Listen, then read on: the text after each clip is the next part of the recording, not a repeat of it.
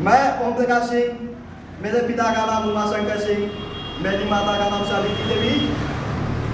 मैं वर्तमान समय में आईडीएस महाविद्यालय मिर्जा खास से बीएड प्रथम सेमेस्टर का प्रशिक्षक हूँ। मैं स्वामी विवेकानंद के शैक्षिक दर्शन पे कुछ महत्वपूर्ण टिप्पणियाँ आप लोगों के समक्ष प्रस्तुत करने जा रहा हूँ। स्वामी विवेकानंद जी के शिक्षा दर्शन पे मैं आप लोगों को जैसा कि बताना चाहता हूँ, स्वामी विवेकानंद जी किसी नई नीति का उपयोग नहीं किया था।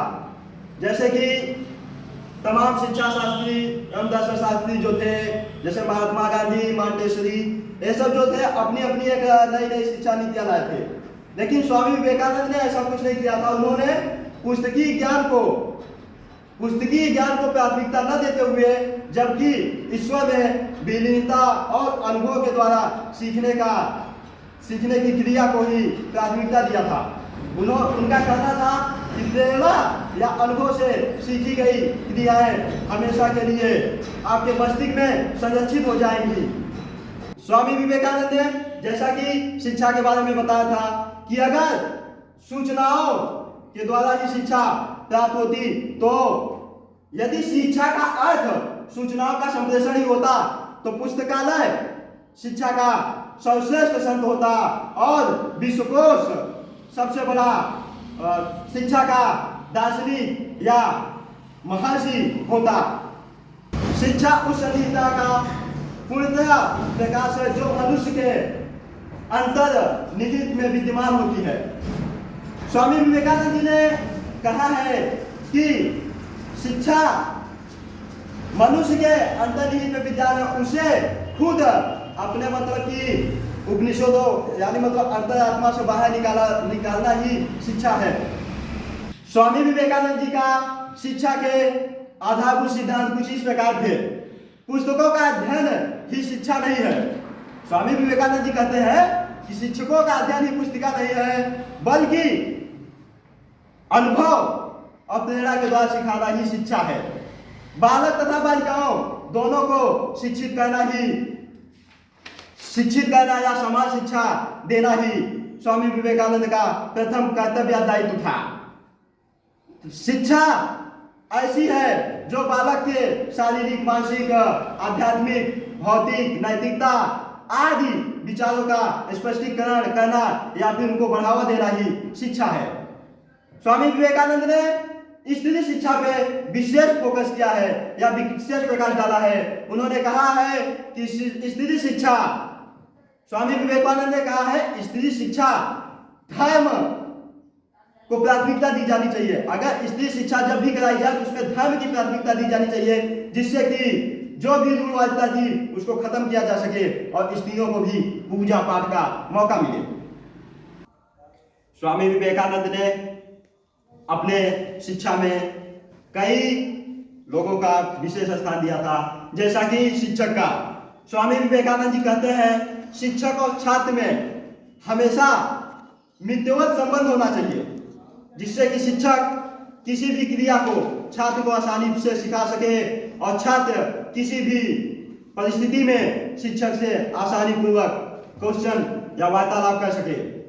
पाठ्यचर्या, स्वामी विवेकानंद जी ने पाठ्यचर्या के बारे में बताया है कि पाठ्यचर्या का जब भी हम छात्रों के लिए जब भी हम पाठ्यचर्या का चुनाव करें तो उसमें नीति शास्त्र, भूगोल, इतिहास, दर्शन, पुराण, उपनिषद और जो कथा यानी प्रवचन, कीर्तन, भजन कीर्तन, इन सब का विशेष योगदान होना चाहिए, जिससे कि छात्र की नैतिक व आध्यात्मिक गुणों का विकास हो सके।